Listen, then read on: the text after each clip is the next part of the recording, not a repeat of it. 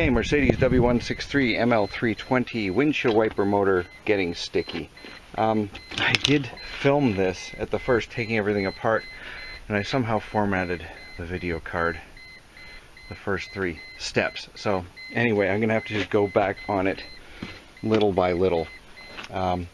First step, your center, like to remove the rear panel, you're gonna have this little trim piece. There's a little screw at the bottom, a little Phillips head screw. You're going to take that out. This piece won't come out yet. Lock the door, pull the handle down there. Inside you're going to see another Phillips screw. Loosen that so the door handle's pretty loose, and then you slide the little trim piece up. You see it's got little ears on it. It slides up, it locks back down that way. So slide it up, pull it off. Then on the inside, I apologize for this. This is in the wrong. I shouldn't be doing it like this, but I've got everything off and I can't just put everything back together and then redo it. Right here and here on both sides on the top of the inner panel, there are 2 little pins like this. They will be like that. Push the little pin in with a sharp screwdriver. Push it in partly. Can't do it with my fingers. Come on. You'll push it in to unlock it, like that, and it will unlock. See how it lets the tabs go in, and then pop it out. Make sure you don't lose this little pin. Pop the 2 out on both sides, and then the bottom panel, grab it, pull it. Don't pull on. Oh, sorry. The 3rd brake light cover. That's going to be mounted like this. You're going to pop it out and then up. Sorry, that's like that. So you're going to pop it this way and then out. These 2 little feet locate in these 2 little slots there on the top of the trim panel.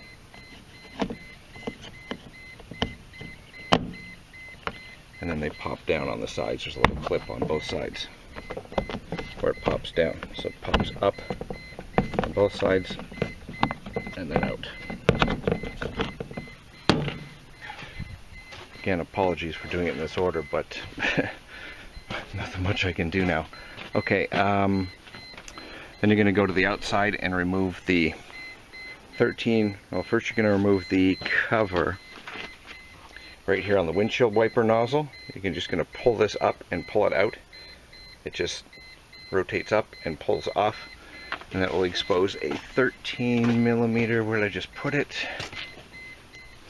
13 millimeter nut, which mounts on the end of the wiper shaft. Oh, let me put that back on the wiper shaft, and then pull your wiper arm off.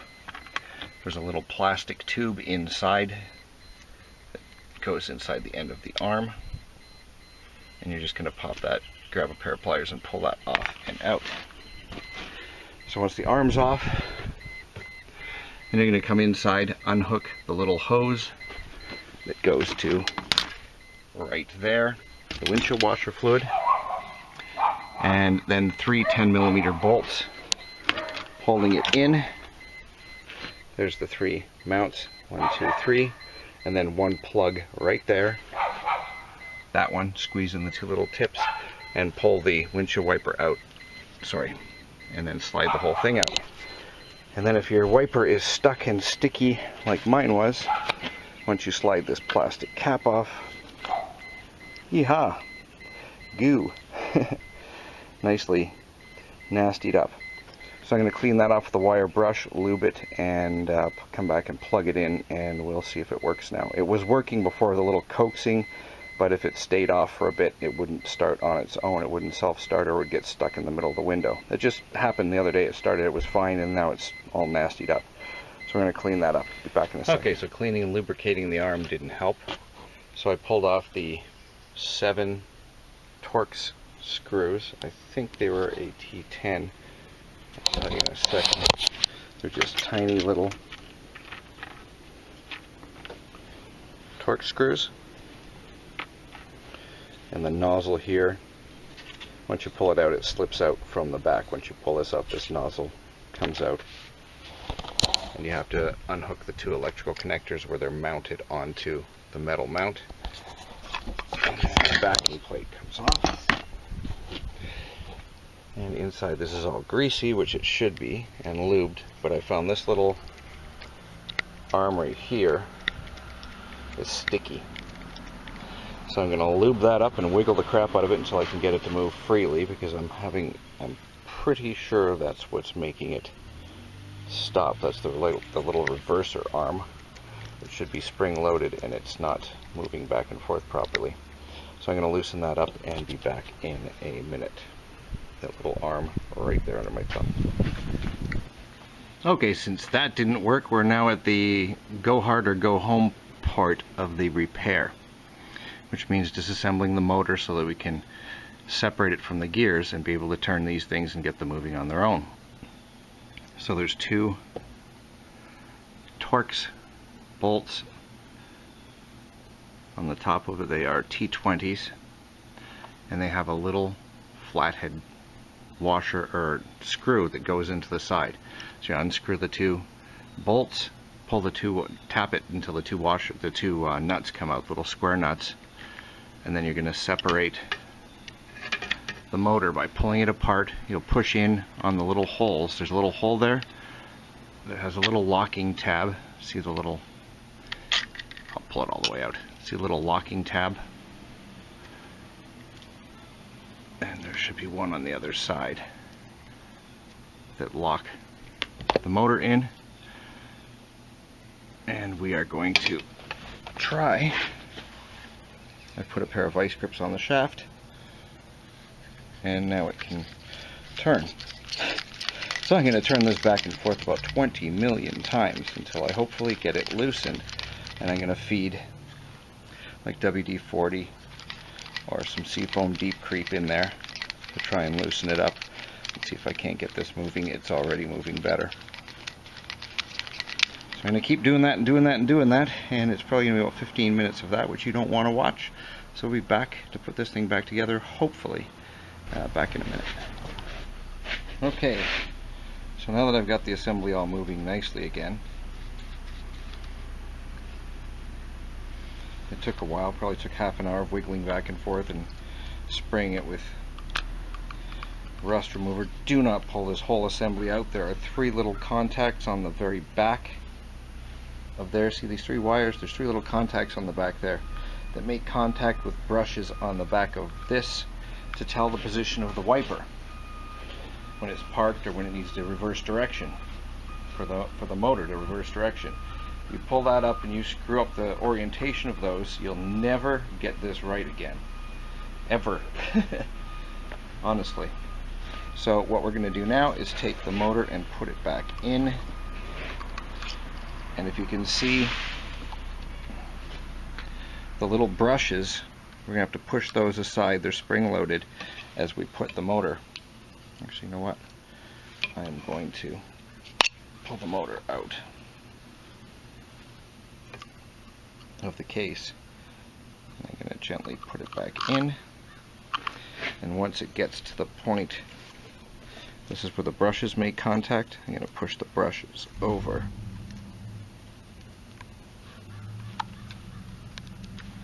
so that can slip in there. That's why it's probably pretty hard to see. You want to get that in past the brushes, that little area where it's, and then we're going to screw that in.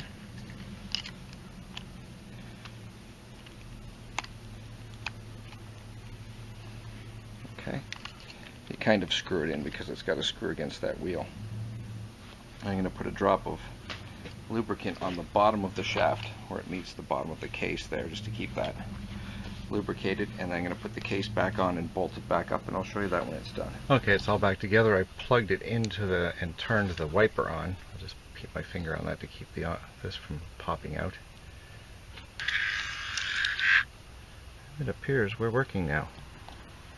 Okay, so let's put this whole big thing back together and put it back in. Okay, so now I just slipped some corrosion preventative grease all in there. Hopefully this won't happen again.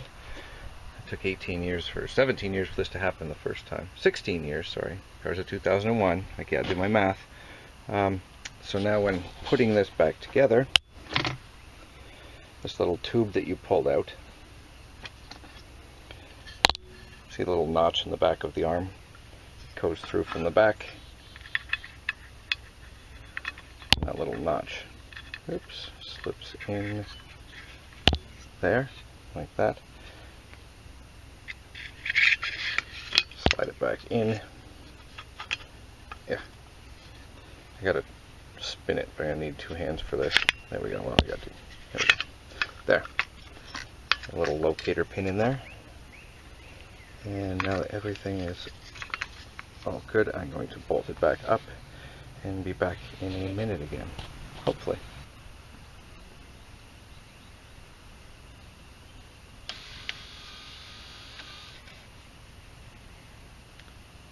So there we are.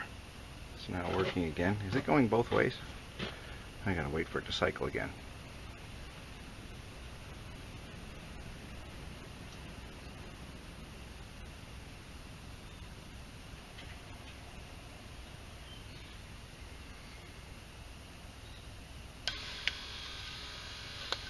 Yep, it is. Okay, good. And last thing, this black plastic cover that goes over top of this shaft and sticks out through the window, or through the rear windshield. Fill this full of grease so that nothing ever gets back in there again and causes this issue. Anyway, reversing is the same as taking it off, and thanks for watching. Oop, that made a funky noise. Hopefully that's not boding things to come. When you put the back panel back on, there are little, see a little tab there at the top. Those slide in first, and they slide under, where is it? Under the little lip there.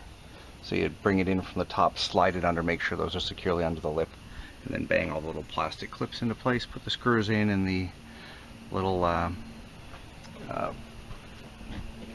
little pinch tabs, little pins in the back that hold it to the top of the rear window surround, and good to go. Now, this is still humming away. I just want to leave it, keep it running for a minute.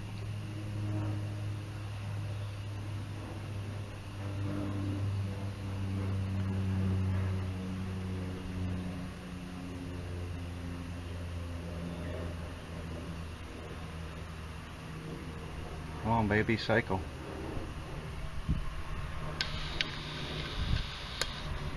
Okay, looks like we're good to go. Thanks for watching. Okay, last little tip regarding your wiper arm. There's all those little grooves in it that match up with the grooves on the shaft. On the wiper motor, you can get a better view of that. A razor blade, sharp little knife, sharp little mini screwdriver or something, and clean out all those little grooves one by one, just to make sure there's nothing in them, or else it's not going to sit in there and it's not going to grab very well. So just clean all those out on both ends, this one and the other that probably hasn't been off for years, and that's about it. Bob's your uncle.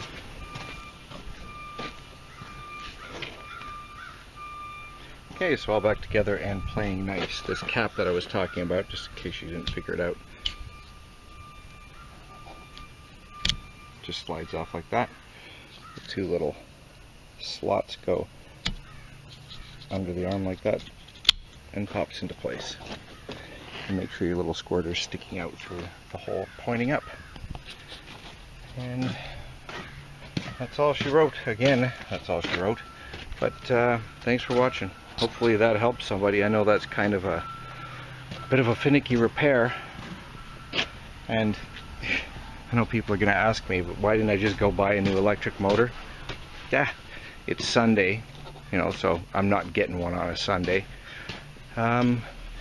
Whatever, I can afford the $300-400, whatever it is for the motor. That doesn't really matter. I just prefer, if I could fix something on my own, I'll spend the $300 or $400 on something else. And apparently it was fixable. So there you go. Thanks for watching.